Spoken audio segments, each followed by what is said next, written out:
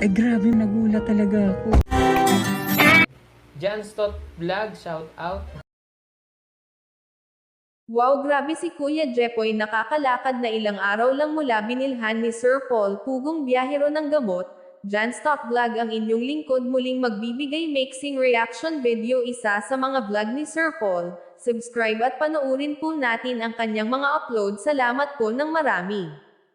Bagamat nagulat at hindi makapaniwala si Sir Paul noong nakita si Kuya Jepoy na naglalakad, ngunit bakas ang saya sa kanyang mukha, kalaonan dahil syempre, isa na namang magandang nangyari sa kanyang pagtulong at akalain nyo, nakakalakad lang siya, nag-church na agad, at isa pang magandang balita at bagay din na lalong umaliwalas ang mukha ng ama at anak ni Jepoy maging ang kanyang kapatid noong sabihin ni Sir Paul na papagawan sila ng bahay.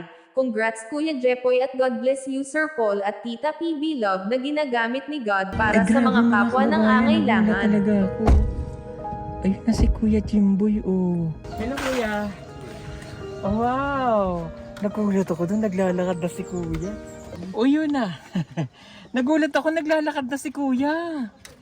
Sige, Jimboy, nakakapaglakad na. Papagawa namin kayo ng maliit na bahay. Kahit yung okay lang na ano, para hindi ganitong klaseng bahay. Thank you lang po sa sponsor natin kay Tita Pila. Congratulations, magkakabahay kayo ng maayos ha. Maraming salamat. Amping niya ha. Baka mamaya makarating ka ng Mapula. Masig makakatang sa Malabog ba?